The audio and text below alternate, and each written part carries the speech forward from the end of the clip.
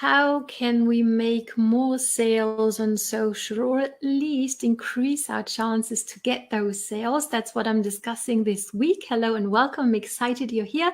In case we haven't met before, my name is Katrin from bloomwithkatrin.com, and I'm coming live to you from the beautiful Bavarian forest over here in Germany. Now, whether you're watching me live or later on the replay, please don't be shy. Say hi.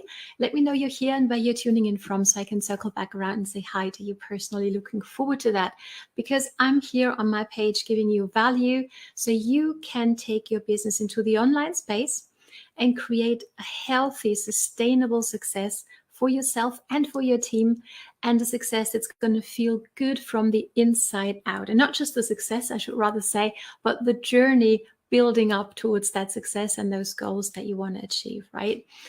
And maybe we can agree on this. When you post something on social and this is like really something great, and you feel that it might benefit many people and you don't get much engagement, that's not a good feeling. But getting no sales is not a good feeling neither, right? Because we want those sales. We want to put food on our tables, don't we? So let's dive on in. I already gave you 3 very good tips in the last video. Please go back and watch it if you missed it. I'm actually going to put it into a video playlist for you so you can find it more easily here on my page again in the future. So here's my tip number 1 for today, and that's what's called value stacking. Now, I don't know whether you're familiar with this term. A mentor of mine shared that with me the other week or so, and I was like, that's such a good term, because really it's like building value on top of each other. And that's what we want to do, because that's actually what's happening in those automated sales funnels. Maybe you've, let me know, have you ever opted into some sort of freebie that was intriguing to you, and then you had the experience of the person value stacking on top of each other until at the end you actually had the opportunity, if you wanted to spend a little bit of money to get something even better. Okay. Or maybe you've seen that, like, actually this, whatever it might be, this guide is actually, I don't know, $1,000, but tonight, you can get it for $200, whatever, something like this, right? Let me know whether you've ever been in a funnel like that and whether you actually did it. I would be intrigued to know, because I know I do.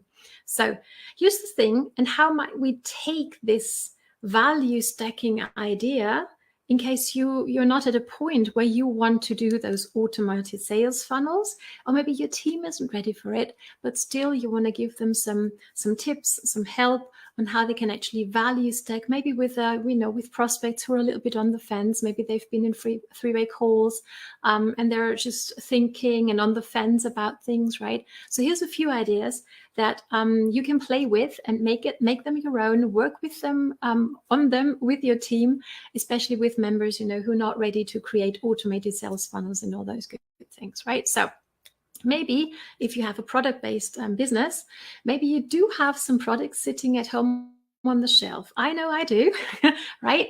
And maybe that's something that you could offer that prospect who is a little bit on the fence to maybe, you know what, let me send you product XYZ, which is something different than what you have in the starter kit. So that's going to give you a more comprehensive start into your journey with us, right? So that you can give them something on top that doesn't cost you anything extra. And that's going to give value, the value stacking for your prospect, okay? Or maybe you are in the beauty industry, right? And maybe you want to actually offer people the opportunity to learn from you in a one-on-one setting, maybe a 20-minute call, how to actually utilize the makeup, for example, that somebody just or is on the fence of buying of you. Say, you know what, let's get together for a 20-minute Zoom, and I'm going to show you which colors to apply where to make the best of your features, right? And make your skin glow even better. I don't know. I'm not in the beauty industry, as you might be able to tell, right? But that's just an idea to play with. What is it that you might find that, how can you get creative for value stacking? Because that's really something that's going to help you stand out from the crowd and give people a reason to actually take action with you and not with somebody else. I hope this makes sense so far. Let me know. Yeah, and here's tip number 2 for today, and that's something that you see in those online funnels all the time as well, right? It's like a reward for people who take quick action, okay? We're creating urgency. So how might we do that? Because I don't know about you, but has it, let me know. I'd be intrigued to know when you know that you can get something now, or maybe tomorrow, or maybe next week, or next month, or next year. Does it make you take action right now? Or has it ever happened to you that you saw, I'm quite intrigued, and oh, it's only available till tonight. Let's take action right now. Has that ever happened to you? I will put both my hands up because that definitely works with me. Let me know whether that's the same for you, right? So again, in automated sales funnels, what you often get is that countdown clock, right? It's counting down the days or the hours for you, or the minutes, right? So when you are inside of those funnels, think about what is making me take action? What is intriguing me? What's an incentive for me to take action right now? And again, take it back to your own content. What is it that I might do? For my prospects who are maybe a little bit on the fence, who think, oh yeah, I'm gonna think about it. I'm gonna do that next week, next month, next year. What's something that you could offer them that is going to entice them to take action right now? Maybe you can just like combine it with the value stacking I was just talking about, and combining that, hey, if you take action, if you make the choice to go ahead and move forward till tonight, here's your 20-minute free call with me. Okay? Something like that to give people a reason to take action right now. Hope this makes sense. Let me know. And I hope this is helpful. Okay, next up, number 3. And this can be a bit tricky, and this can be a bit of a challenge, but nonetheless, it is important to do it. We want to up our language skills. And I'm not talking about foreign languages. I'm talking about the language that we use with our prospects, whether it's in our posts, whether it's in our live videos, whether it's in our stories. So let's learn a little bit, or dive a little bit into the psychology on what makes people buy. And hint here, gave you plenty of ideas in the last video, is talk about benefits and results. That is what makes people buy, okay? Because they're not really buying the ingredients or the product itself, but they will buy the benefits and the results because that's what they want, okay? So that's very, very short summary of psychology or sales psychology, okay? And if you really, I can't get a degree now in sales psychology, Katrin. I don't have one either, but a great place for you to start is our current training challenge, which is free in a free Facebook group. Post to Attract is awesome to get a head start into creating content that's going to be enticing, that's going to be intriguing, and it's going to be laying the ground for people to actually take action when it comes to offering them something. Okay, so let me know if you want in a drop group down below, and I'm happy to introduce you. It's a free Facebook group, no strings attached. We're looking forward to working with you in there. So next up, I have 2 more. Number 4 for today is learn from your competition. Learn from what other people are doing well. Because I don't know about you, but I used to get annoyed when I saw an ad from maybe a leader in a company with a competing kind of, or a similar product, shall I say, a similar opportunity. I was like, oh no, they're doing that so great, Arn, right? Instead of having that closed mindset, let's open our ears and our eyes and become aware of, hey, what would make me want to know more about this? Why is it attracting my attention? What about it is so well done that it intrigues me to maybe possibly take a closer look, right? So follow those leaders in other companies and see what they're posting and see what they're doing well. Not just to say, oh yeah, you're doing it well, awesome, but how might I not copy, but how might I make it my own in my own content? That's very, very powerful thing to do, because your perfect prospect presumably are not so very much different to yourself, right?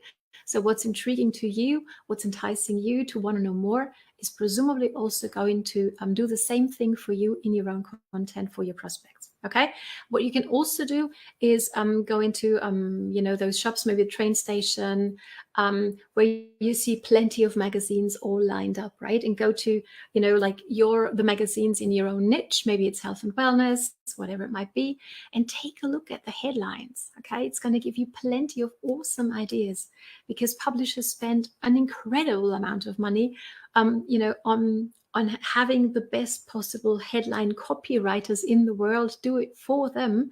So take those headlines, and turn that into your own content idea, what you want to talk about. Okay, so take a look at those magazine covers once in a while.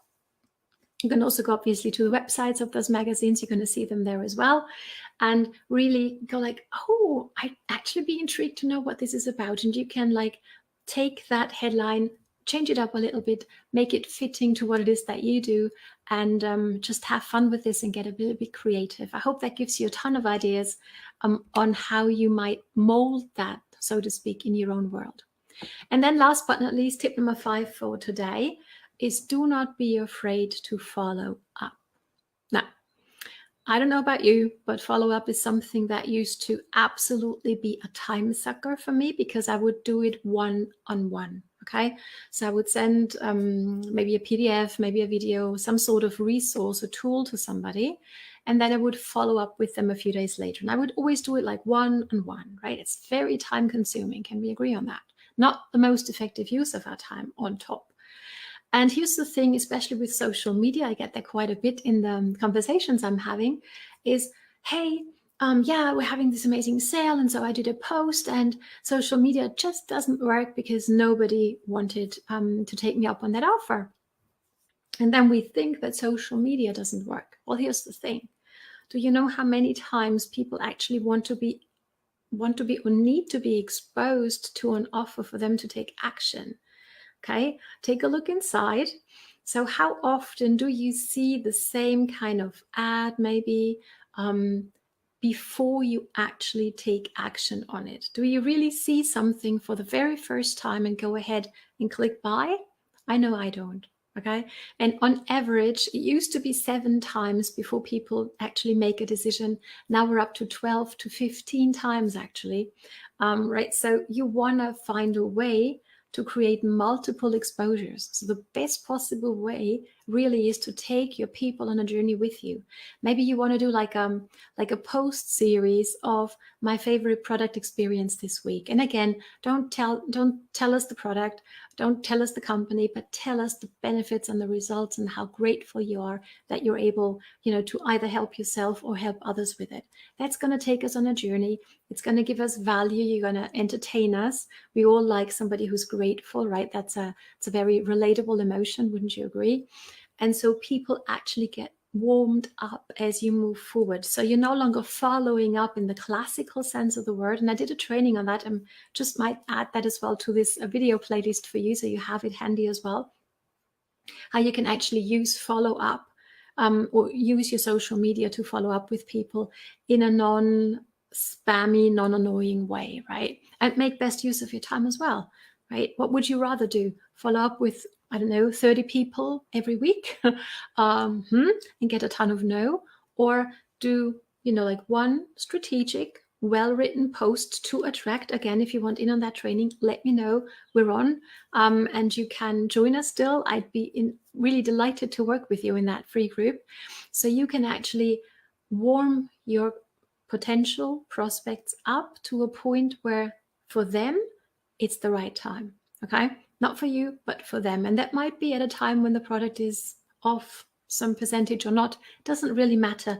The timing of the prospect is what matters. Okay, so do not be afraid to say similar things on social over and over again. Not always the same stuff, obviously. Mix it up a little bit, get creative, have fun, do it in your stories, do it in a live video, do it in a written post. And again, Post to Attract training is available to you for free, and we'd love to see you in that group. So if that's something you want to take on, drop group down below and I'm happy to introduce you. Thank you so much for watching. I hope this was valuable. Drop me down below your favorite aha and takeaway and what you're going to implement, because at the end of the day, nothing good comes from overthinking, but from doing. Have fun building your business. Looking forward to seeing you on our next training. All the best from Katrin.